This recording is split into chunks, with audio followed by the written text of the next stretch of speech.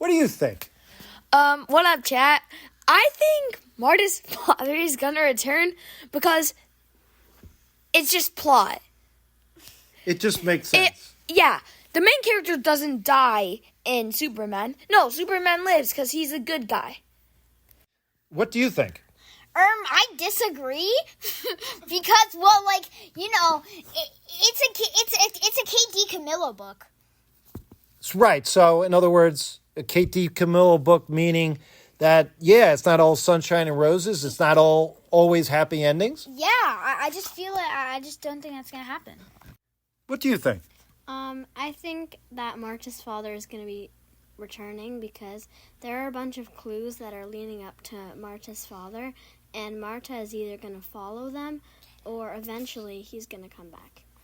Yeah, I'm with you. What would be one clue that you were thinking about? One clue that I would think about is when the Countess called Marta her little ray of light, and that's also what the father had called Marta in the letter. Yes, has to be a connection. I agree. What do you think? Yeah, he's got to come back because it's a kid's book. I mean, like, of course it's got to be a happy ending. It's got to be a happy ending. I agree. I think Marta's father is going to return because all stories have a happy ending. I don't think her father is going to return because all the stories that the Countess told us was about, like, practically, like, leaving. So, like, the fox one, she took care of and then just never saw again. Oh, so a lot of these characters just leave. That's a great insight. So in other words, so hopefully if he doesn't return, Marta's going to be okay. I think Marta's father is going to return because, I mean, basically like a riddle, the book. Like, all of them all of the stories that she's telling have to connect to tell if the dad's going to come back. Yes, we're going to be so disappointed if he doesn't come back. I agree. Great answer. I don't think Marta's father is gonna come back because, like, based on the story, it hasn't been that much of a fiction. And if Marta's father was still alive, he would probably keep sending Martha notes. That's a great answer. You're right. And in fact, unfortunately, things bad happen in war. That's a great answer. And I think through these stories that Marta's going to be okay if the father doesn't return. Yeah, I think he is because why would they mention him in the book if he wasn't going to come back? And why would they keep talking about why he would come back and why he wouldn't? Every single chapter has to do with Marta wondering if her father's going to come back. Yes, I hope. Please, Dad, come back. Yes, in case you didn't pick that up, the question was, will Marta's father return at the end of the story? And we do know the answer. Yes, he did. Welcome to the OK Book Club, the last episode, episode 9 of the Hotel Balzaar. Thank you for joining me on this wonderful, wonderful book. This is a retrospective episode looking back, highlights, lowlights, best moments, worst moments, best illustration. I'll give you my final rating on the book as we go throughout. And let's start off right here with some of the best moments. In my opinion, one of the top moments was on page 124 when they found out that the inside the walnut was a slip of paper. The Countess relayed the 6th story, and the Countess closed her eyes. She paused, and the paper said, "Find the child. Tell her everything." And Marta believed her. She believed in the Countess. She believed in Blitzkopf, and she believed in the stories. She believed absolutely that her father would return. She believed. That gets one of my top 3 moments, another moment that goes in the top 3, has to be on page 57 in the dream sequence when she looks out and she sees her father and her mother holding hands with Marta in between them and Blitzkov looking over down into the street from the roof. It just gives you it's a goosebump moment, and it foreshadows everything that will come. But in my opinion, the best moment of the book, and I think every book needs one of these moments, it's the moment you're going to hang on to years from now. When you think back about this book, you'll remember that one scene. And for me, too often, it's the emotional scene. And it's at the end of the book. Of course it has to be at the end. It's when her mother froze after Marta tells her, "Mama, there's a telegram for you at the front desk." She had just finished about to tie her apron strings, but when she froze, the apron strings dropped. She stood and stared with Marta with her mouth open, and then Marta takes over. Her mother didn't move. Marta took hold of her mother's hand and led her from the kitchen into the lobby, past Norman, over to the front desk. And she tells Norman, the man who wouldn't give her the letter, that wouldn't think it's right for literally a maid to get a letter at the Hotel Balzaar. She says, "This is the maid who occupies the attic room," Marta said to Alphonse in her most polite voice, "but I know it's a take charge voice, and you will give her the telegram, please." This is when they find out that her father is coming, and to me, it's the best moment in the book. Sometimes when you read great books, whether it's the beginning, middle, or end, you remember where you were, how you were feeling, what was happening, and yes, I know because I can hear him in the background. Come on over here, Jasper. Let's introduce everyone to you. Yeah, you're annoying sometimes, but I love you. Yes, at the one moment at the very end, he came over and knew that I was totally into this book, and it was at the end, and he comes over, he sits next to me and looks up at me with his puppy eyes and said, "Yeah, Dad, I love you."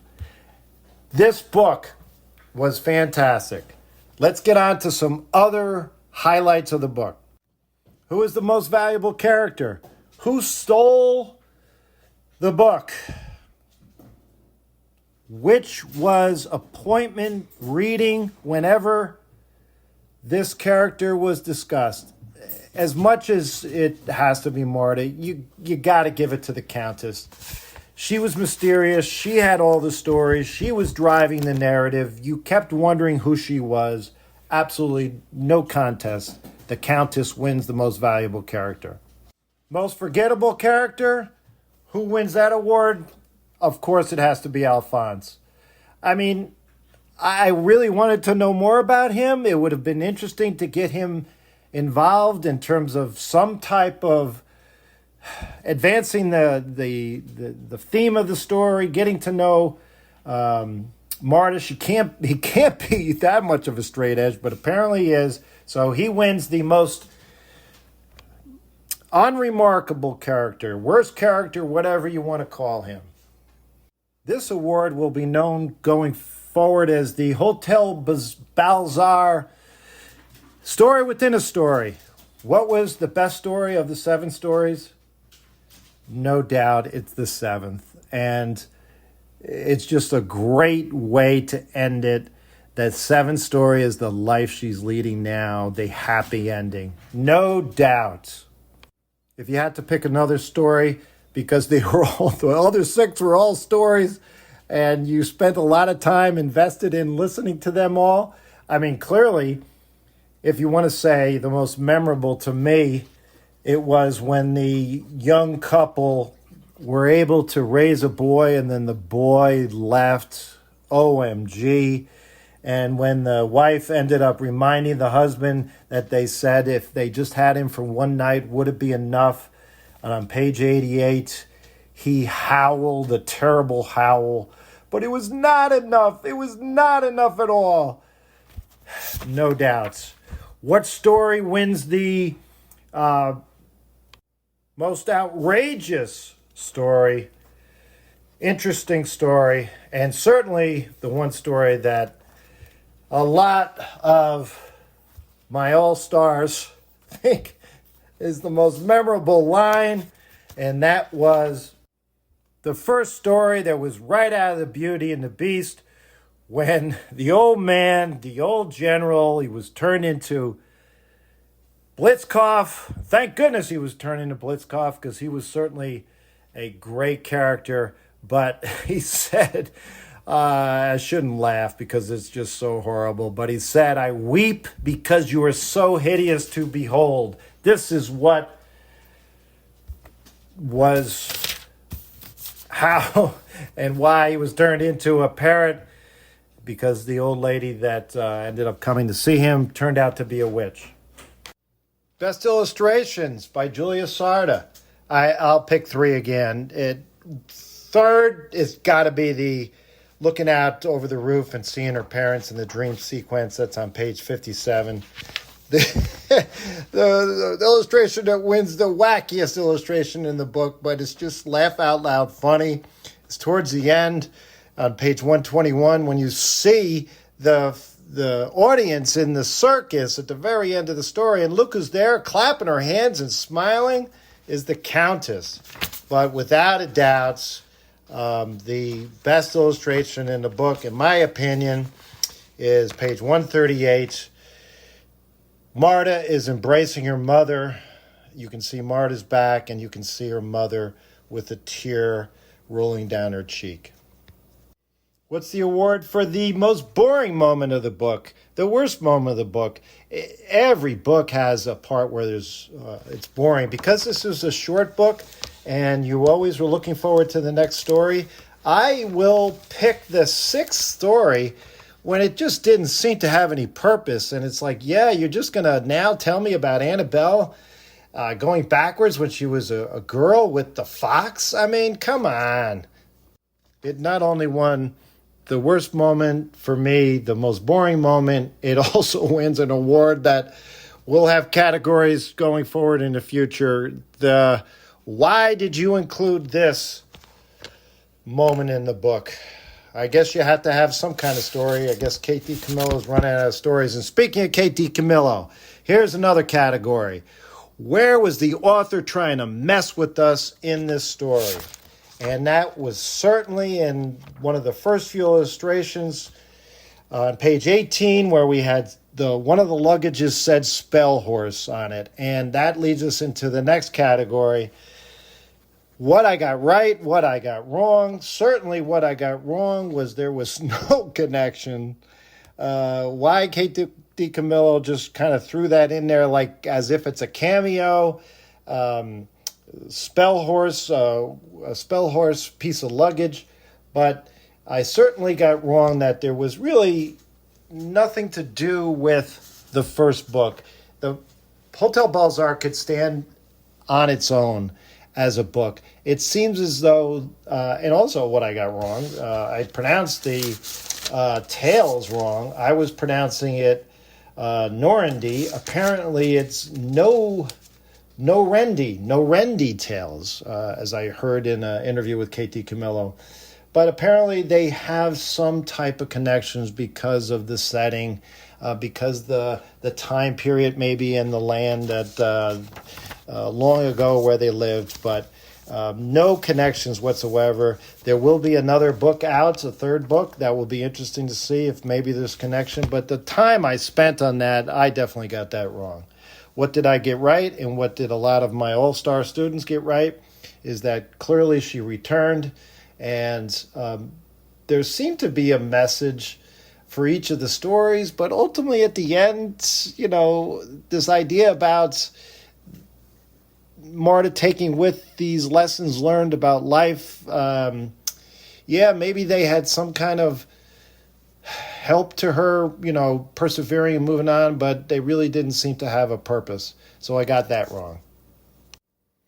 Best visual in your head when you're reading stories. Obviously, this had plenty of illustrations, but a lot of times there's no illustrations and one visual that a lot of people will leave books with. In this particular one, I always will return to the parrot when the author described Blitzkov about to speak, but then he opened his beak and no words were spoken.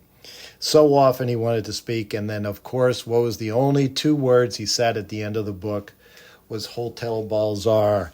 In my mind, that image and the image of her mother, again, the idea about showing, not telling, when those strings, her apron strings just fell down after she froze, knowing that her husband had sent another letter. What's the one quote that will always follow you with this book, that you'll always remember about this book? It has to be "My little ray of light." Spoken by the father and spoken by the Countess so often. And talk about another category that you have to have for a book, and it's unique to a book. What page did you have to turn? Usually it will occur at the end of chapters if the author's good, but no doubts in my mind, it's page 113, the end of chapter 16. At the end of chapter 5, where you're about to learn, it's the end of story 5, when you're about to learn about story 6. "Yes, General, I believe you are right," said the Countess. "Blitzkov says that spring is here. He says we must go to the rooftop and witness it." "Now?" said Marta. "Right now," said the Countess. "He commands it." They're going out to the roof again. Definitely the page that you have to turn. So to wrap up this final episode on the Hotel Balzaar, what is the theme of the story? Well, very often, my friends, the author will literally write the theme for you at the very end. And yes, it's in the letter from the Countess to Marta. It's this story, right? She was saying, "Hey, I didn't honor you, tell you the 7th story, but the 7th story is the one you're now living." It's a story of people finding each other again against all odds. It's a story of love enduring. The theme of this book, the message of this book is love enduring. Hope, keep hope alive. And she kept this postcard for the rest of her life. It really was a great story. And to wrap up finally, what is my rating on the book? And just to let you know, the rating on all books, picture books, chapter books are 1 through 5, 5 being the best, 1 being the worst. And because this was the inaugural book on my podcast and one that I kept looking forward to getting back to each and every time, which is a key component of a good book, and certainly one that will be unforgettable, I had to give it a 4.5. Let me know if you agree, disagree. I will shout out to you on my next podcast or a podcast coming up if you email me at kevmok21@gmail.com. What did I miss? What did I get right? What did I get wrong? Your thoughts and something that I should have mentioned in this final retrospective. Until the next time, thank you from the